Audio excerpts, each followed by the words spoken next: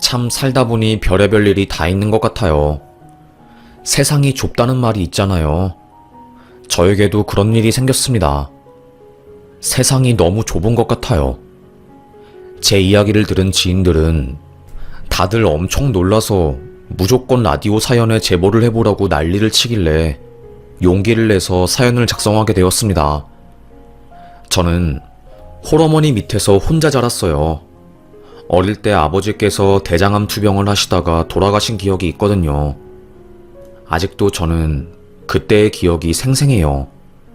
아산병원에서 아빠의 호흡기에 긴 호스기가 달려있고 저는 그 옆에 있는 간이의자에 앉아서 쌕쌕거리며 숨을 쉬는 아빠를 바라보며 눈물을 흘렸던 순간이요.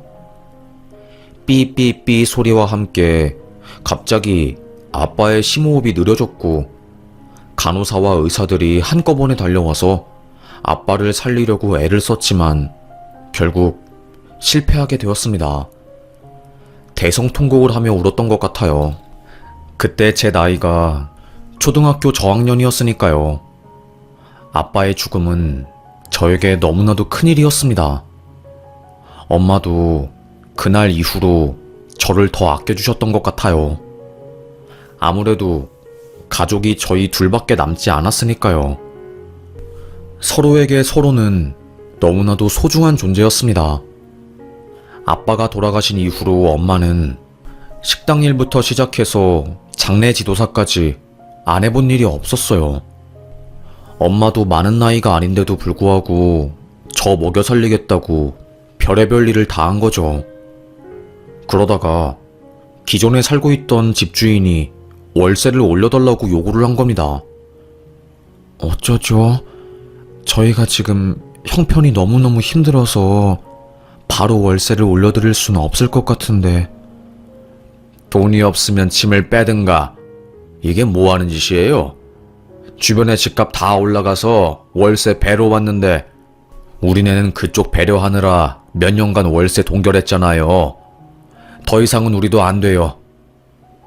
고개를 푹 숙이며 우울해하는 엄마의 모습을 한없이 그저 바라만 볼 뿐이었어요. 그로부터 며칠 뒤 갑자기 엄마가 제 손을 잡고 우리 다른 집으로 이사 가자. 대신 다른 가족이랑 같이 살아야 하는데 괜찮아? 난 괜찮아. 엄마랑 헤어지지만 않을 수 있으면 어디로 가든 상관없어. 알고 보니 엄마는 한 가정의 가정부로 취업을 한 거였어요. 으리으리한 부잣집이었고 단독주택 옆에 있는 아주 작은 창고 같은 곳에서 저와 엄마가 거주할 수 있게 배려를 해준 거였어요. 거의 24시간 엄마는 그 집에 붙어 있는 거니까 식모나 다름이 없었죠. 그 집안은 아버지와 딸이 같이 사는 집안이었습니다. 주인 아저씨는 사업을 하시느라 굉장히 바빴고 딸내미는 저보다 좋기 10살은 어려 보이는 아주 작은 아이였어요. 나이는 어리지만 어릴 때부터 오냐오냐 커서 그런지 아주 고집이 장난이 아니었습니다. 미운 7살이라는 말이 딱 알맞았어요. 저를 보자마자 내 꼬붕이다. 너 앞으로 내 꼬붕인 거지? 반말을 하더라고요. 주인 아저씨는 너 언니한테 그러면 못 써. 어디서 언니를 보고 꼬붕이라고 그래? 그런 말 하면 절대로 안 되는 거야. 알겠지? 정말 크게 혼날 거야. 그제서야 그 아이는 풀이 죽더라고요. 하지만 쉽게 고집을 꺾는 아이가 아니었습니다. 제가 창고에 혼자 누워서 책을 읽고 있었어요. 그런데 그 애는 그 모습이 너무나도 꼴보기 싫었나 봐요. 갑자기 성큼성큼 걸어와서 제 책을 전부 다 찢어놓는 겁니다. 너 뭐 하는 짓이야? 왜 남의 물건을 다 망가뜨려? 아무리 그래도 이러면 안 되는 거야. 정말로 혼나고 싶어? 언니, 나 혼낼 수 있겠어? 언니네 엄마는 우리 아빠 때문에 먹고 사는 거 아니야? 혼내봐. 내가 가만히 있을 것 같아? 아빠한테 다 이르러 갈 거야. 에베베베. 정말 머리를 한 대 쾅 쥐어받고 싶은 심정이었어요. 그의 말이 다 맞았거든요. 엄마와 저는 그 애의 집에 얹혀 사는 입장이었고 큰 소리를 낼 수 없는 위치에 있었습니다. 날이 갈수록 그 애의 괴롭힘은 더 심해져 갔어요. 아주 꼬마가 한 행동이라고는 믿을 수 없을 정도로 영악하고 치밀했습니다. 저보고 야, 너 할 거 없지? 나 일기 써야 하는데 내 일기 좀 대신 써줘. 일기장을 내 얼굴에 팍 던지고 가더라고요. 바보처럼 저는 그 일기를 안 써주면 괜히 엄마한테 피해가 갈까봐 어린아이인 척하고 일기를 써주었습니다. 하루는 너무 괘씸해서 일기장에 짜증이 난다고 막 글을 썼어요. 누가 봐도 대필인 것처럼 보이게요. 그 다음날 집안이 발칵 뒤집힌 거죠. 그의 초등학교 선생님이 주인 아저씨에게 연락을 한 겁니다. 채연이가 일기를 다른 사람한테 쓰라고 시키는 것 같아요. 계속 이래왔던 것 같은데 아무래도 아버님이 아셔야 할 것 같아서. 그날 저녁 집은 완전히 발칵 뒤집혔습니다. 주인 아저씨는 고래고래 소리를 질렀어요. 설채연, 너 지금 뭐 하는 거야?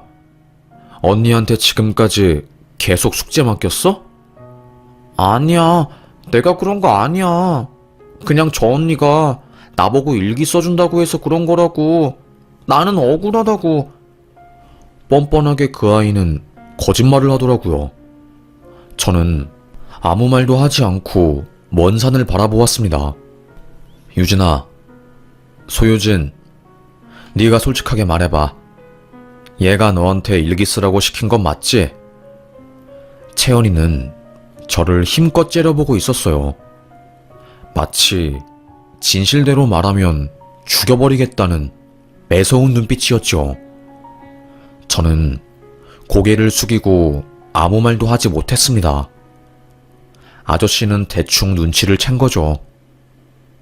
마당에서 회초리를 가져와서 채연이의 종아리를 힘껏 내리쳤습니다.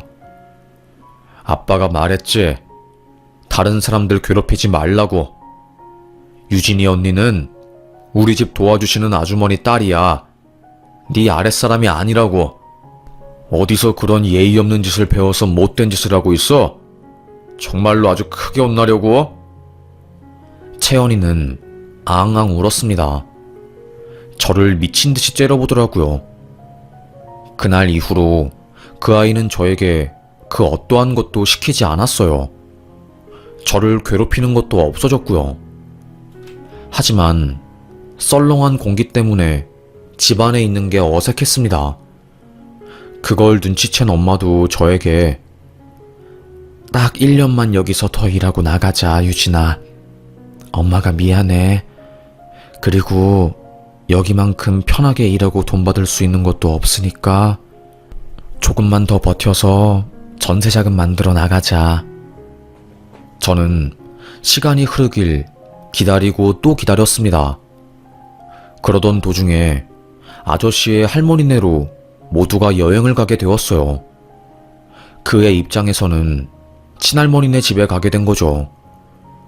저희 가족은 빈집을 지키려고 했는데 주인 아저씨께서 그쪽 근처에 저희 집 별장도 있으니까 같이 가서 쉬고 오세요. 그리고 저는 거기 가서도 일을 계속해야 할 것 같아서 아이 케어해줄 사람이 필요합니다, 아주머니. 그래서 저와 엄마도 그곳을 따라가게 되었습니다. 여름철 장마 기간이라서 계곡물이 한참 부른 상황이었어요.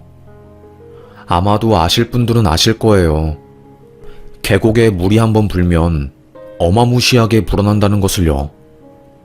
고요해 보이는 계곡이었지만 언제 어디서 물이 쏟아져 내려올지 모르는 상황이었습니다. 동네 사람들은 외부인들에게 산 위에서 물이 떨어지면 계곡에 있는 사람들 쓸려 내려가 죽는 것은 한순간이니까 오늘은 절대로 계곡에 가지 마세요. 알겠죠? 신신당부를 했어요. 저는 그 소리를 듣고 알겠다고 했죠. 엄마도 저에게 비 온 다음 날에 계곡 가는 거 절대로 아니야. 오늘은 그냥 오두막에서 수박이랑 옥수수 먹으면서 쉬어. 알겠어. 나도 물 무서워서 가기 싫어. 절대로 계곡을 가지 않으려고 마음을 먹었습니다.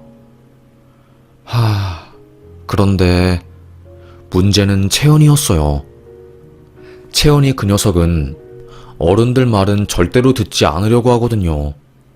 고집도 세고 완전히 청개구리였습니다. 할머니, 계곡에 가면 왜 안 되는데?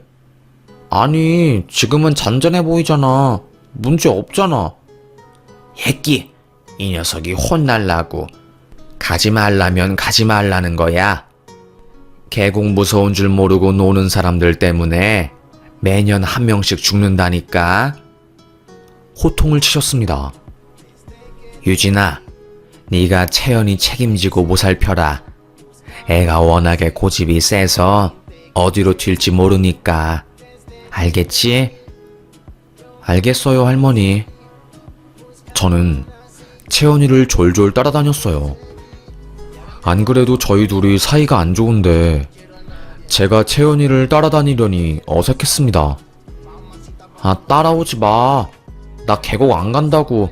불편해 죽겠네, 진짜. 이 뒷산에서 그냥 가만히 놀면 될 거 아니야. 한 번만 더 따라오면 나 진짜 가만히 안 있어. 저에게 돌멩이를 던지며 저리 가라고 소리를 치더군요. 할 말이 없었습니다. 저도 신경질이 팍 나더라고요. 그래, 너 알아서 해. 내가 네 종도 아니고 짜증난다. 네 인생 네가 알아서 살아. 속이 상한 저는 숲으로 들어갔어요. 거기서 엉엉 울었던 것 같아요. 나보다 나이도 어린 애한테 맨날 욕먹고 눈치 보고 그런 삶이 서럽더라고요. 돈이 없는 게 이렇게 힘든 일인 줄은 꿈에도 몰랐습니다. 펑펑 울다가 갑자기 이상한 느낌이 들더라고요. 저도 모르게 냇가 쪽으로 뛰어갔습니다. 그런데 계곡 근처에서 채연이가 오리 장난감으로 놀고 있더라고요. 야, 거기 들어가면 안 돼. 메롱, 난 들어갈 거지롱. 저를 약 올리겠다고 채연이가 계곡 안으로 들어간 거예요. 그때까지만 해도 수위가 괜찮았어요. 저는 막 돌멩이 사이를 내려오면서 채연이를 잡으려고 했습니다. 그런데 그때 산 윗기슭에서 물이 폭포처럼 내려오는 거였어요. 한순간에 돌멩이들 사이로 물이 쏟아졌고 채연이는 으악 소리를 내면서 몸이 굳어버렸습니다. 그때 든 생각은 설채연을 살려야겠다. 이 생각 하나뿐이었어요. 만약에 걔가 물에 빠져서 죽으면 저뿐만 아니라 우리 엄마 인생도 끝장나는 거니까요. 수영도 못하는 저는 계곡에 퐁당 빠져들었고요. 물을 잔뜩 먹으며 채연이를 번쩍 들어 올렸습니다. 그리고는 큰 바위 위에 올려놓았어요. 그때까지만 해도 물이 큰 바위를 범람하진 않았거든요. 계곡 근처에 있던 휴가 나온 군인 한 명이 저희를 보고 후다닥 달려와서 바위 위에 있는 채연이를 먼저 들어 올렸습니다. 그리고 다시 저를 구하려고 온 순간 물이 상상도 못할 정도로 차올랐고 저는 그대로 쓸려 내려갔어요. 그때 저는 죽는 줄 알았습니다. 살려주세요. 사람 살려주세요.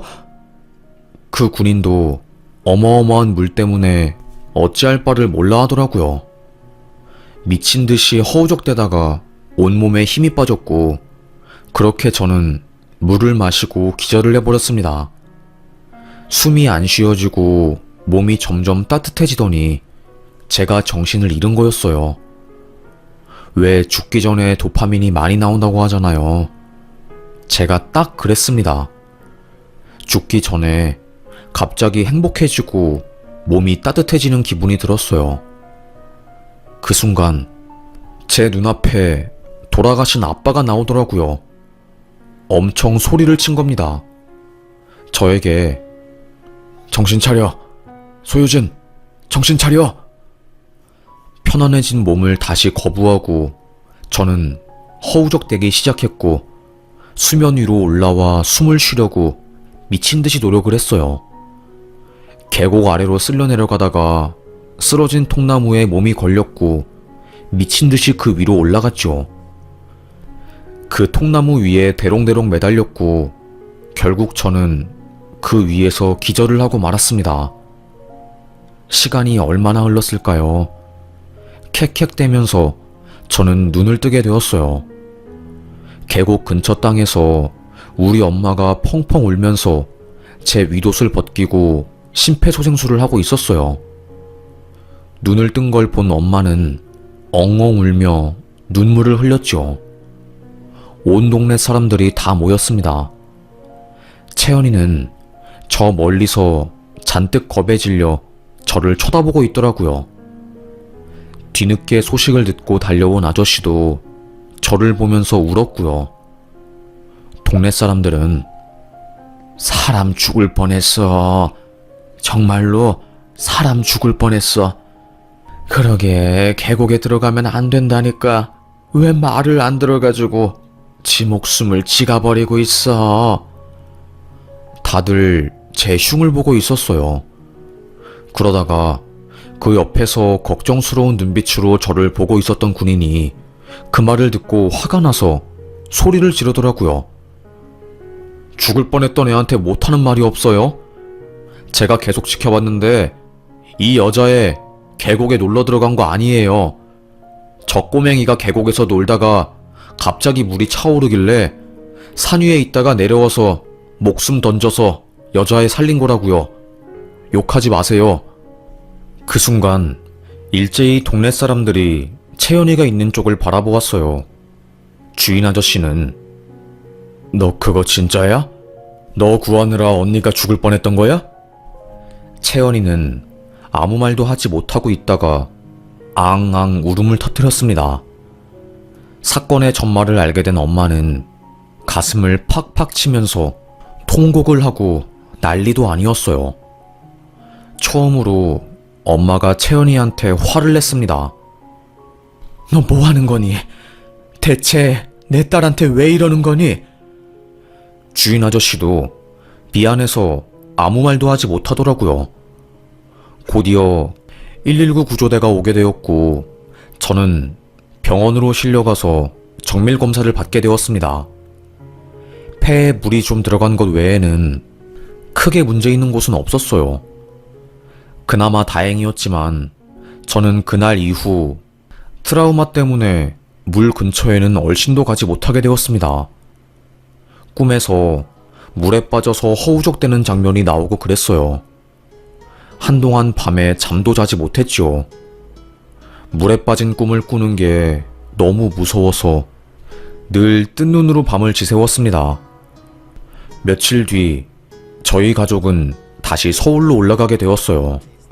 채연이네 집으로 들어간 거죠. 엄마는 화가 난 목소리로 저를 보고 너는 방 안에 들어가 있어. 그리고 얼마 지나지 않아서 큰 소리가 났습니다. 아무리 그래도 저희가 여기서 식모 노릇하고 을 중에 을인 입장이지만 이건 아니지 않아요? 제 딸이 죽을 뻔했다고요. 채연이 졸졸 따라다니면서 제발 계곡에 들어가지 말라고 했더니 죄송합니다. 입이 두 개라도 할 말이 없습니다. 저도 참다 말씀드리는 거예요. 이번 주 이내로 짐 뺄 테니까 다른 가정부 알아보시는 게 좋을 것 같습니다. 소리를 치고 방으로 들어온 엄마는 제 앞에서 통곡을 했어요. 그 사건이 벌어진 이후에 엄마가 점을 보러 갔나 봐요. 점집에 가자마자 점쟁이가 엄마를 보고 지금 살고 있는 집에서 당장 나오라고 했나 봅니다. 그 집에 계속 있다가는 딸내미가 죽을 거라고 하면서요. 상극 중에 상극인 사주가 있어서 딸내미가 죽든지 아니면 상대가 죽든지 그런 운명이라는 것을 듣고 온 거예요. 아무 말도 안 했는데 용한 점쟁이가 그런 말을 하니 엄마는 화들짝 놀라서 정말로 그 집을 나와야겠다 마음을 먹은 거였죠. 다른 식모가 구해지기 전까지 그 집에 살았는데 채연이 그 녀석은 정말로 징하더라고요. 저 때문에 자기가 아빠한테 미움을 받았다고 제가 마당 앞을 지나갈 때마다 저에게 내가 언제나 살려달라고 했어? 대체 왜 나만 나쁜 사람 만드는 거야? 기가 찼습니다. 끝까지 이기적인 채연이를 감당할 힘이 없었던 저는 다 필요 없고 내가 꺼져줄게. 그리고 죽어서도 만나지 말자. 너 정말 싫어. 너 때문에 죽을 것 같아. 그날 저랑 채연이는 머리끄댕이를 잡고 싸우다가 주인 아저씨가 들어오는 소리로 인해서 싸움이 마무리되었어요. 원수보다 못한 사이가 된 거죠. 저는 죽을 뻔한 채연이를 살려주고서도 욕을 먹는 그런 상황이었어요. 며칠 뒤 새로운 가정부가 구해지게 되었고 저랑 엄마는 짐을 챙겨 도망가듯이 그 집을 나왔어요. 고정 수익이 없어지면서 너무나도 먹고 사는 게 힘들었습니다. 바퀴벌레부터 시작해서 쥐가 나오는 작은 단칸방에 살면서 돈이 없어 서러운 것 때문에 남몰래 눈물 흘린 적도 참 많았네요. 그럼에도 불구하고 엄마는 행복하고 긍정적인 마음으로 저를 키우려고 노력을 많이 하셨고 저도 그 마음을 눈치채고 더 성실하고 열심히 살았어요. 대학을 가는 것보다 바로 취업을 해서 가정에 도움이 되는 게 저의 가장 큰 목표였기 때문에 전문 기술을 배울 수 있는 고등학교에 진학을 했습니다. 공부를 안 하는 애들이 대부분이었지만 저는 후회하기 싫어서 공부를 열심히 했어요. 그러다 보니까 전교 1등을 하게 되었고요. 담임 선생님의 권유로 전문대학교에 전액장학금으로 들어가게 되었습니다. 치위생사로 취업을 하게 되었고요. 남들이 보기에는 그저 그런 직업일 수도 있지만 저에게는 정말 좋은 직업이었어요. 같이 일하시는 분들도 너무 친절하고 다들 따뜻한 분들이었으니까요. 야무지게 돈을 벌고 엄마 맛있는 것도 사드리고 뒤늦게 효도를 하고 있을 때쯤 남자친구가 생기게 되었습니다. 대기업을 다니고 있는 사람이었고 자주 가던 봉사 모임에서 눈을 맞게 되었어요. 서로가 서로를 너무나도 마음에 들어 했거든요. 유진아, 나는 너처럼 따뜻하고 헌신적인 사람을 본 적이 없어. 저에게 고백을 하더라고요. 솔직히 말하면 이렇게 잘나고 멋진 사람이 날 좋아해 주다니 처음에는 위축이 되었습니다. 하지만 시간이 지날수록 이 사람을 놓치고 싶지 않아서 저도 더 좋은 사람이 되고 싶었고 그렇게 결국 저희는 연인이 된 거였죠. 3년 정도 사귀었을 때였어요. 서로 결혼 이야기가 나오게 되었죠. 유진이 너는 언제쯤 결혼하고 싶어? 오빠, 나는 최대한 빨리 하고 싶어. 어릴 때 아빠 여의고 나서 엄마랑 나랑 둘이서 가정을 지켜나갔는데 정말로 죽을 만큼 너무너무 힘들었거든. 이런 진지한 이야기를 나누다가 서로 결혼 이야기가 나오게 되었고 저는 청혼받게 되었어요. 은하수가 하늘에 박힌 것 같은 아름다운 호텔 라운지에서 꽃다발과 함께 청혼을 받은 거였죠. 난 너 평생 동안 행복하게 해줄 거야. 그러니까 나랑 결혼해 줄래? 얼마나 감동이었는지 모릅니다. 그 이야기를 들은 순간 이제 제 인생에서 꽃길만 펼쳐질 줄 알았어요.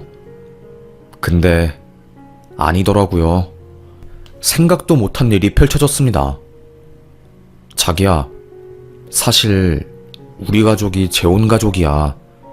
엄마랑 아버지가 어릴 때 이혼하시고 8년 전에 엄마가 재혼했어. 그래서 나한테 여동생이 한 명 있거든. 되게 조심스럽게 저에게 고백을 하는 겁니다. 그런데 그거 저에게는 별로 문제가 되지 않았어요. 요즘에는 이혼 많이 하시고 재혼도 많이 하잖아요. 그렇게 큰 마음 먹고 말할 문제는 아닌데 오빠? 나한테 재혼 과정은 문제되지 않아. 그러니까 미안해하지 마. 저는 엄마에게 결혼하고 싶은 사람이 생겼다고 고백을 했어요. 그리고 오빠도 부모님에게 결혼하고 싶은 사람이 있다며 저에 대해서 이야기를 한 겁니다. 그쪽 집안에서는 반대가 심했다고 하더라고요. 아무래도 제 직업이 치위생사니까 직업적으로 잘난 게 없으니 반대를 했더라고요. 이해가 되는 부분이라서 딱히 속상하거나 그런 건 없었습니다. 다만 아가씨 될 사람이 치대를 다니고 있다고 해서 약간 눈치 보이는 게 있었어요. 아무래도 사회적으로 치위생사보다는 치과의사가 더 대접을 받으니까요. 그래도 남자친구가 완강하게 이 여자랑 결혼을 할 거라고 말해준 덕에 결혼 허락은 받게 되었습니다. 시어머님 되실 분을 먼저 만났어요. 그래도 참 좋으신 분 같았습니다. 제 이야기를 듣고서는 사돈이 정말 고생 많이 했을 것 같네. 여자 혼자 애 키우는 게 쉬운 일은 아닌데 대단해라. 아이고. 네네. 엄마가 고생이 많으셨어요. 아무래도 일도 하면서 저 키우느라 마음고생도 하셨거든요. 따뜻한 분이신 것 같았습니다. 엄마와 저를 이해해 주시고 있는 그대로 바라봐 주셨으니까요. 상견례 날짜를 잡고 두근두근 하는 마음으로 관리를 시작했습니다. 엄마한테 이쁜 옷 한 벌 사드리려고 백화점도 가고 나름대로 준비를 많이 했죠. 대망의 기다리고 기다렸던 상견례하는 날이 왔어요. 호텔 근처에 있는 고급 유명 한정식당 룸을 예약했습니다. 상견례를 많이 하는 곳으로 유명했죠. 먼저 도착해서 방에 들어가 있었어요. 엄마랑 제가요. 얼마 지나지 않아 남자친구와 시어머니 그리고 아가씨가 도착했습니다. 아버님은 일 때문에 늦게 도착한다고 하더라고요. 그런데 아가씨 얼굴이 보면 볼수록 익숙하더라고요. 소소하게 간단한 이야기를 나누고 있다가 갑자기 아가씨가 저에게 치위생사예요? 그래서 가방 짝퉁으로 들고 있는 건가? 제가 나름 꾸민다고 명품 가방을 들고 갔거든요. 그 가방은 제가 산 게 아니라 엄마의 엄마가 혼수로 받은 귀한 명품 가방이었습니다. 그걸 엄마가 저에게 물려준 거였고요. 갑자기 얼굴이 붉어지면서 화가 나더라고요. 치대생인 아가씨는 그때부터 저를 무시하기 시작했습니다. 요즘은 돈도 못 버는 것들이 분수에 안 맞게 개나 소나 비싼 가방 들고 다녀서 문제라니까? 정말로 왜 그러는지 모르겠어. 인생을 그렇게 살면 안 되는 건데. 그치? 시어머니가 아가씨에게 눈치를 줬어요. 하지만 지 멋대로 인생을 사는 아가씨는 분수도 없이 제 면전에서 치위생사 직업을 까내리더라고요. 화가 난 엄마가 저에게 귓속말로 그 누구니 채연이 닮은 것이 아주 행동도 설채연이랑 똑같이 하는구나. 거의 20여 년 전에 악연 중에 악연이었던 설채연이 생각나더라고요. 엄마도 마찬가지였던 겁니다. 저희 둘 다 민망하고 머쓱한 상태로 아버님이 올 때까지 기다리고 있었습니다. 남자친구도 어찌할 바를 모르고 곤란해했고요. 아무래도 친동생이 아니다 보니까 어머님이랑 오빠 둘 다 큰 소리를 내지 못했던 것 같아요. 곧이어 아버님이 상견례장에 들어온 순간 저와 엄마는 두 눈을 의심했습니다. 상견례장에 들어온 아버님, 그러니까 저에게는 시아버님 되실 분이 너무나도 익숙했기 때문이었어요. 그때 깜짝 놀란 아버님이 우리 엄마에게 납작 엎드려서 인사를 하더라고요. 아니, 어떻게 이런 인연이? 알고 보니 그 주인집 아저씨였던 거예요. 아저씨가 재혼을 해서 가정을 새로 꾸린 거고요. 재혼으로 얻게 된 아내의 아들이 제 남편 될 사람이었던 겁니다.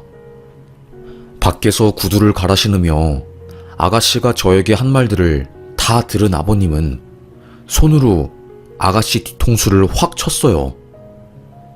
너 기억 안 나? 정말로 이런 식으로 할 거야? 너 살려준 언니잖아. 유진이 언니. 그 순간 아가씨는 눈이 튀어나올 것처럼 놀라더라고요. 아무래도 저와 그 애는 너무나도 어릴 때 만났었고 거의 20여 년이 흐른 상태라 서로를 알아보지 못했던 거였어요. 얼굴이 많이 변했으니까요. 반면에 주인집 아저씨는 알아볼 수 있었지요.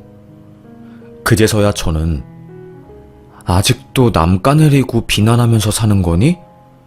그 버릇 여전하구나. 저에게 아무 말도 못하더라고요.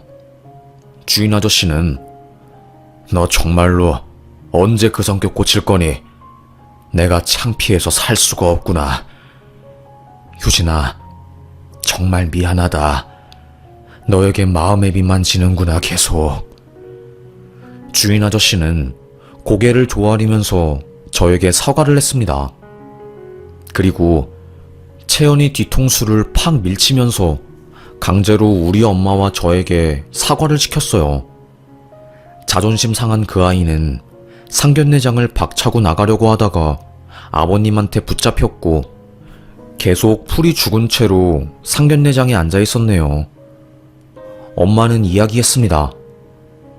죄송하지만 저는 이 결혼 못 시킬 것 같습니다. 저희 딸이 채연이 때문에 죽을 뻔한 걸 생각하면 아직도 치가 떨려서요. 시댁 식구들은 완전히 패닉이 되었죠. 남자친구는 여동생에게 원망의 눈초리를 보냈고요. 워낙에 단호했던 엄마의 입장 때문에 상견례는 빨리 끝나게 되었고 집에 가자마자 엄마가 나는 절대로 그 집안에 너 시집 못 보낸다. 다른 사람도 아니고 사주상으로 상극 중에 상극인 채연이와 가족이 될 순 없어. 엄마의 말이 틀린 건 아니었어요. 하지만 남자친구와 헤어지기에는 제가 너무 힘들었습니다. 하지만 남친보다 엄마가 더 소중했고 제 자신이 더 소중했기 때문에 저는 엄마의 말을 따랐어요. 남자친구는 여동생에게 난리를 쳤다고 하더라고요. 네가 뭔데? 네 때문에 내 결혼 개판 났잖아. 공부 잘하고 치대 들어갔다고 콧대 높았던 그 아이는 결국 집안에서 완전히 눈엣가시가 되었다고 하더라고요. 그렇게 저는 결혼을 할 뻔하다가 어그러지게 되었고 결국에 파혼하게 되었습니다. 너무나도 사랑하는 사람이었지만 제가 힘든 길은 선택하지 않으려고 했어요. 아무래도 결혼은 현실이었으니까요. 처음에는 죽을 듯이 힘들더라고요. 그 아이 때문에 또 내 인생이 힘들어지는구나 하고요. 정말 나는 그 아이와 죽을 때까지 엮이는 운명인 건가 하는 생각에 밤잠을 못 이루었습니다. 하지만 시간이 흐르니 상처는 옅어지더라고요. 그리고 다시 저에게도 좋은 사람이 다가오게 되었습니다. 너무 행복했어요. 그 사람과 하루하루를 지내다 보니까 점점 다시 결혼을 하고 싶다는 마음을 먹게 되었고 4년간의 교제 끝에 결혼식을 올리게 되었습니다. 행복하게 아이를 낳고 평안한 가정을 꾸리고 있을 때쯤 알게 된 사실이 있었어요. 저를 괴롭혔던 그 채연이라는 아이는 속도 위반으로 결혼을 했다고 하더라고요. 클럽에서 만난 남자친구였대요. 하지만 결혼하고 나서도 노는 버릇을 고치지 못하고 아내 몰래 클럽을 가게 되었고 결국 거기서 사단이 난 거죠. 다른 여자랑 잠자리를 하다가 딱 걸리게 되었고 이혼을 했다고 합니다. 그 이후로 그 아이는 완전 폐인이 되어서 정신병원에 들락거리고 그런 삶을 살게 되었다고 하네요. 이게 바로 손 안 대고 코 푼다는 건지 뭔지는 모르겠지만 잘 살고 있지 않다는 이야기를 들으니까 솔직히 말해서 기분이 좋긴 하더라고요. 아주 쌤통이라고 말해야 할까요? 엄마도 그 말을 듣고 역시 그런 애들은 자기 팔자를 자기가 꼬더라고. 조용히 살았으면 치과 의사로 승승장구했을 텐데. 엄마가 저에게 그랬었거든요. 최고의 복수는 정말로 그 사람에게 복수를 하는 게 아니라 그 사람이 생각 안 날 정도로 너무나도 행복하게 사는 게 복수라고 했거든요. 처음에는 내가 성인군자도 아니고 어떻게 그래? 라고 하면서 그 말을 이해하지 못했는데 이제 좀 알 것 같습니다. 내가 행복한 게 최고의 복수인 것 같아요. 아픈 기억은 훌훌 털어버리고 이제는 행복하게 남은 인생 살아보려고 합니다. 하루하루 쉽지 않은 인생이지만 이 또한 경험이고 추억이겠지요. 지금은 너무나도 좋네요. 그럼 저의 이야기를 들어주셔서 감사합니다. 요즘 날이 추우니 몸 따뜻하게 잘 챙기세요. 감기 걸리면 큰일이니까요. 저는 여기서 사연 마치겠습니다.